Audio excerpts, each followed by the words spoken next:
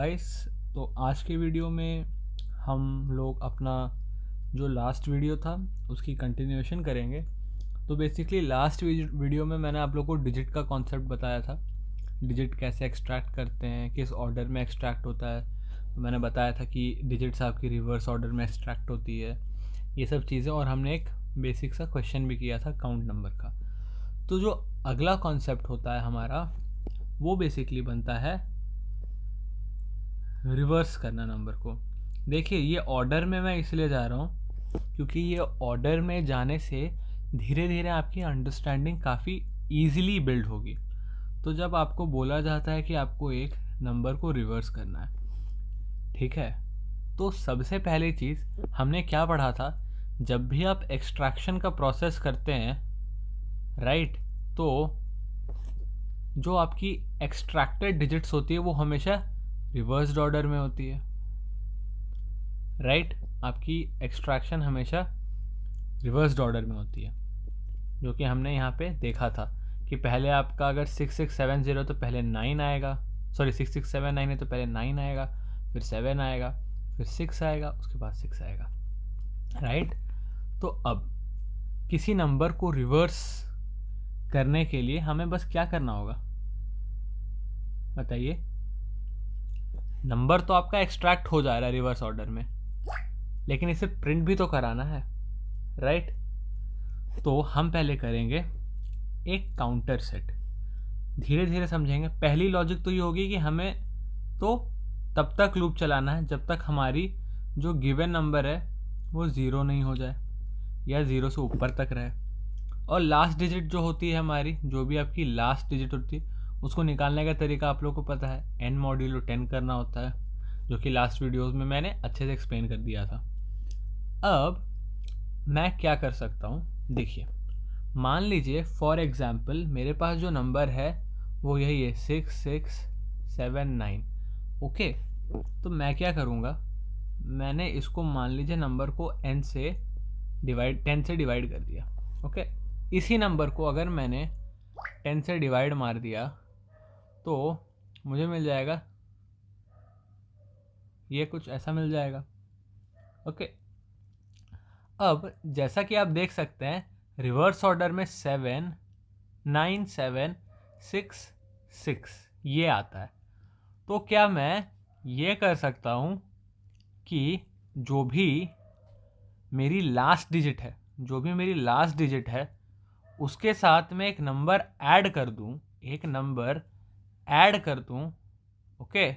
एक ऐसा number add कर दूँ जिससे मेरा नंबर वापस ये हो जाए, ओके। समझ आ रहा है?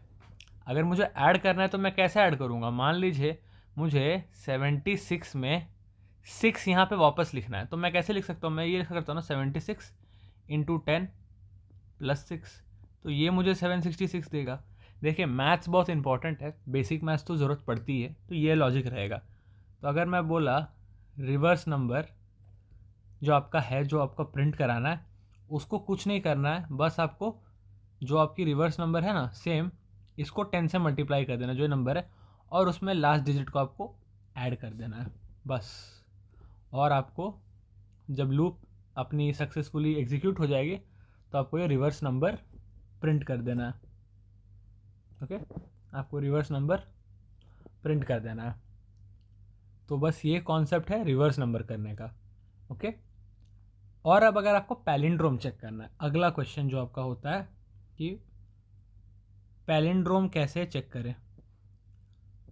तो पैलिंड्रोम के केस में आपको पैलिंड्रोम क्या होता है, जैसे मान लीजिए कोई नंबर है 1 3 3 1 1 2 1 7 6 1 2 3, तो 1 3 3 1 को अगर मैं रिवर्स लिखूं तो 1 3 3 1 ही होगा, तो ये पैलिंड्रोम है, ये भी पैलिंड्रोम है, ये भी पैलिंड्रोम है। पर 3 2 1 को अगर मैं लिखा तो ये 1 2 3 से मैच नहीं कर रहा है, तो ये एक पैलिंड्रोम नहीं है, ओके, ये एक पैलिंड्रोम नहीं है। तो अब मान लीजिए आपको पैलिंड्रोम चेक करना है, तो एक चीज़ थोड़ी इंपॉर्टेंट होती है, जब ना आप ये सब क्वेश्चन करते हैं ना, तो अपनी जो ओरिजिनल एन की वैल्यू उसको एक डुप्लीकेट में स्टोर कर दीजिए, क्योंकि जब आप मान लीजिए किसी कंपनी में जाइएगा तो वो ये ज़रूर देखेंगे ना कि आपने ओरिजिनल डेटा को तो संभाल के रखा है, आप ऑपरेशन परफॉर्म डुप्लीकेट पे कर रहे हैं, क्योंकि ओरिजिनल डेटा आपका उसको कुछ होना नहीं चाहिए। तो एक अच्छी प्रैक्टिस है जो कि आप इनकॉर्पोरेट कर सकते हैं। ओके, तो यहाँ पे एक चीज़ मिसिंग है, आपको रिवर्स का एक काउंटर भी सेट करना होगा। रिवर्स की काउंटर को आप 0 रख दीजिए इनिशियली। ओके, तभी ये वाली स्टेप जो है ये चल पाएगी, क्योंकि आपको रिवर्स डिफाइन करना है। तो इनिशियली आप रिवर्स को 0 रख दीजिए, इंट रिवर्स। फाइन। पैलिंड्रोम के जगह पे आपको बस यही करना है कि जो आपकी रिवर्स नंबर से आउटपुट आई ना, आपको बस उसे आपकी जो डुप्लीकेट करके आपने स्टोर किया ओरिजिनल, उससे इक्वेट कर देना है। अगर दोनों इक्वल आए तो हाँ पैलिंड्रोम है, नहीं आए नहीं पैलिंड्रोम है। तो अगर इसे मैं थोड़ा स्ट्रक्चर्ड वे में लिखने का ट्राई करूँ तो आप इसे ऐसे लिख सकते हैं। आप पहले तो एक अपना काउंटर वेरिएबल बनाइएगा रिवर्स के लिए, फिर आप अपना डुप्लीकेट असाइन कर दीजिएगा। ओके, डुप्लीकेट नंबर आपने असाइन कर दिया। डुप्लीकेट नंबर असाइन करने के बाद आपको क्या करना होता है,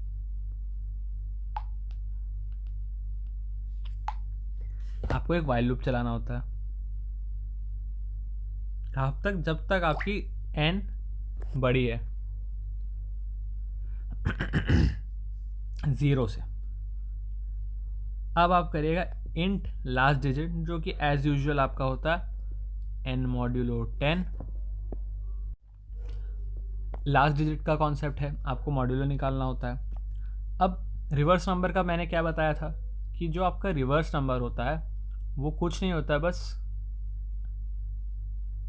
प्लस द लास्ट डिजिट। जो भी नंबर है रिवर्स होके जो प्रिंट हुआ है उसको इंटू 10 कर दीजिए और लास्ट डिजिट ऐड कर दीजिए, और आप अपने n को 10 के फैक्टर से छोटा करते रहिए करते रहिए करते रहिए। फाइन। अब यहाँ पे आपको मैच कराना है खाली। अगर आपकी डुप्लीकेट की वैल्यू रिवर्स नंबर के बराबर है तो आप प्रिंट कर दीजिए ट्रू, पैलिंड्रोम है। एल्स आप बोल दीजिए फॉल्स, कि ये पैलिंड्रोम नहीं है। As simple as that. यही है आपका पैलिंड्रोम का लॉजिक। फाइन। अब अगला कॉन्सेप्ट जो हमारा है वो है आर्मस्ट्रॉन्ग नंबर। इसके अगले वाले वीडियो में इस कॉन्सेप्ट को यूज़ करके हम एक लीड कोड का प्रॉब्लम करेंगे। ओके, आप वो प्रॉब्लम नोट कर सकते हैं, आप खुद ट्राई भी कर सकते हैं। प्रॉब्लम नंबर 780 है लीड कोड पे, जो कि बेसिकली प्रॉब्लम का अगर नाम स्पेसिफिकली चाहिए तो इसका नाम शायद जो मुझे याद आ रहा है डिस्टिंक्ट पावर ऑफ 3 करके कोई प्रॉब्लम है ये। ओके, डिस्टिंक्ट पावर ऑफ 3 है प्रॉब्लम का नाम। तो ये प्रॉब्लम के लिए हम एक स्पेसिफिक वीडियो डालेंगे जिसमें हम सिर्फ यही प्रॉब्लम को डिस्कस करेंगे। बहुत ईजी प्रॉब्लम है। ओके, इसका पूरा लॉजिक समझाएंगे और उसको आप इम्प्लीमेंट करिएगा।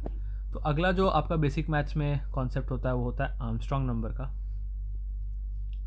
Armstrong number. फाइन। तो आर्मस्ट्रॉन्ग नंबर क्या होता है? तो भैया देखो, आर्मस्ट्रॉन्ग नंबर जो होता है, जैसे मान लो मैं एक नंबर लिया 371, तो अगर मैं इस नंबर को 3 cube plus 7 cube plus 1 cube के फॉर्म में लिख पा रहा हूँ तो ये एक आर्मस्ट्रॉन्ग नंबर है। जैसे एक और आर्मस्ट्रॉन्ग नंबर होता है 1634। फाइन। इसको मैं लिख सकता हूँ 1 cube plus 6 cube plus 3 cube plus में 4 क्यूब, तो ये मुझे 1634 ही देगा। तो भाई ये एक आर्मस्ट्रॉन्ग नंबर है। तो भैया इसको इम्प्लीमेंट कैसे करें? तो जो आपने डिजिट एक्सट्रैक्ट किए हैं, क्योंकि आपके पास तो ये डिजिट्स आ रहे हैं 1634, ये तो एक्सट्रैक्ट करना हमने सीख लिया है। हाँ, हमने सीख लिया है। तो क्या हम ये कर सकते हैं कि जो भी आइट्रेशन के बाद एक वाइल लूप जब आप चलाइएगा, उसके आइट्रेशन के बाद जो भी लास्ट डिजिट एक्सट्रैक्ट हो रहा है उसको मैं क्यूब करके अगर मैं उसे एक वेरिएबल में स्टोर करा दूं और उसके बाद इस वैल्यू को मैं अगला लास्ट डिजिट के साथ ऐड कर दूं, और वो तब तक करूं जब तक मेरा n 0 के बड़ा है, तो क्या मेरा प्रॉब्लम सॉल्व हो जाएगा? हाँ, क्यों नहीं हो जाएगा। जैसे अगर हम एक एग्जांपल वर्कआउट करें, मान लीजिए आपके पास 789 है, या छोड़िए 371 लेते हैं, 371। तो पहले जब मैं लास्ट डिजिट एक्सट्रैक्ट करूँगा पहले लूप में, तो मेरे पास 1 आएगा। मैंने कर दिया इसको क्यूब और इसे स्टोर कर दिया एक सम वेरिएबल में, तो सम वेरिएबल की वैल्यू हो गई 1 क्यूब। नेक्स्ट आइटरेशन मैंने किया, मैंने एक्सट्रैक्ट किया 7, मैंने उसका कर दिया क्यूब और मैंने इसे ऐड कर दिया सम वेरिएबल में। तो क्या मेरा सम वेरिएबल 1 क्यूब प्लस 7 क्यूब बना? हाँ भाई, बन गया। उसके बाद मैंने एक्सट्रैक्ट किया 3, मैंने कर दिया उसे क्यूब, मैंने फिर उसे स्टोर किया सम वेरिएबल में और मैंने ऐड कर दिया। तो क्या ये मेरा काम कर रहा है? हाँ भाई, बिल्कुल कर रहा है। तो बस, तो अब अगर इसे कोड फॉर्मेट में लिखना है, तो जैसा मैंने बताया, अपने ओरिजिनल वैल्यू को एक डुप्लीकेट वैल्यू में स्टोर कर दीजिए।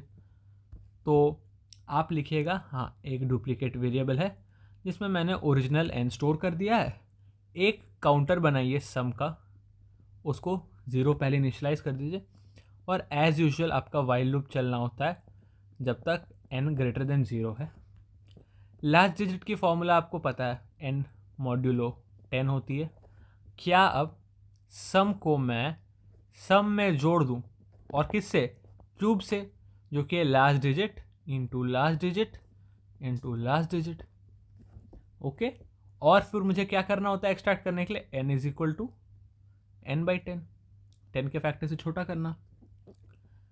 अब एक बस इफ कंडीशन लगाना है, मुझे चेक करना है ना कि अगर मेरा सम डुप्लीकेट वैल्यू के इक्वल है तो ये एक आर्मस्ट्रॉन्ग नंबर है, अगर नहीं है तो भाई ये एक आर्मस्ट्रॉन्ग नंबर नहीं है। क्या ये कोड आप लोगों को समझा? इतना ही है, बस इतना ही है, और कुछ नहीं करना। अब याद है आपको मैंने क्वेश्चन के बारे में बताया था, क्वेश्चन 1780। तो इस क्वेश्चन का अटेम्प्ट करने से पहले इसकी एक बेसिक्स होती है, वो मैं इसी वीडियो में बता दे रहा हूँ। ओके, हालांकि अगले वीडियो में भी इसकी डिस्कशन मैं कर दूंगा थोड़ी सी। बहुत सिंपल चीज़ है, आपको खाली डिवाइजर्स प्रिंट करने आने चाहिए। ये एक चीज़ें हैं जो आपको पता होना चाहिए। डिवाइजर्स, ये एक छोटा कॉन्सेप्ट है जो आपको अगर पता होगा तो काम चल जाएगा। एज सच अब आपका मेथड पे डिपेंड करता है कि आप उसको किस मेथड से सॉल्व कर रहे हैं। तो डिवाइजर्स का मतलब क्या होता है? ऐसा नंबर जो कि एक नंबर x को एक फैक्टर्स में से तोड़ सके। जैसे अगर मैं 20 की बात करूं तो 20 का डिवाइज़र 1 भी होता है, 2 भी होता है, 4 भी होता है, 5 भी होता है, 10 भी होता है, और 20 खुद होता है। तो ऐसे ऐसे इसके डिवाइज़र्स होते हैं कि ये नंबर इसको पूरा तोड़ सकता है। मतलब अगर मैंने मॉड्यूलो ऑपरेशन किया तो मेरी मॉड्यूलो ऑपरेटर के बाद जो रिमाइंडर आएगी वो आएगी 0। यही है इसका लॉजिक। तो मैं क्या बोल सकता हूँ कि अगर मैंने एक फॉर लूप चलाया और मैंने अपनी इंट वेरिएबल जो आई है उसको मैंने इनिशियलाइज कर दिया 1 पे, ओके, और उसके बाद तब तक चलाया जब तक i n से छोटा है, ओके, और i प्लस i n है या n से छोटा। और मैंने चेक किया अगर n से को अगर कोई नंबर उसको डिवाइड कर रहा है और उसकी कोई रिमाइंडर नहीं बच रही है, ओके, अगर कोई रिमाइंडर नहीं बच रही है उसकी, तो मुझे सी आउट कर दो या प्रिंट कर दो वो i की वैल्यू। फाइन, ओके, बस यही है इसका कोड। तो इसकी अगर आप टाइम कॉम्प्लेक्सिटी की बात करें तो इसकी टाइम कॉम्प्लेक्सिटी एक्चुअली बनती है O of n big O of n। यह है इसकी टाइम कॉम्प्लेक्सिटी। आई होप आपको समझ आ गया होगा। अगले वीडियो में हम डिस्टिंक्ट पावर ऑफ 3 के ऊपर बात करेंगे। तो बस इतना ही था। कोई डाउट होगा तो आप कमेंट सेक्शन में डालिए। Thank you.